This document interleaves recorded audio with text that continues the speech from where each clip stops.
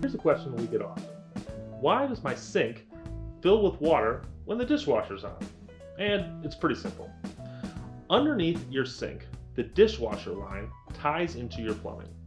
If you have a restriction in that, or if it's not piped properly, the amount of water that your dishwasher pumps out could be more than the capacity of that 1.5 inch line where it has to find some place to go.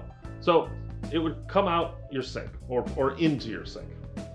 That water from the dishwasher, it goes into the sink from a connection from your dishwasher into your septic service. Now, if you have a garbage disposal, typically they come with like a barbed fitting that receives the hose from the dishwasher. If you don't have a garbage disposal, then you'll have what we call a tailpiece, which is the first piece of plumbing that comes off your strainer. And that tailpiece, that'll have the barbed connection for the hose as well.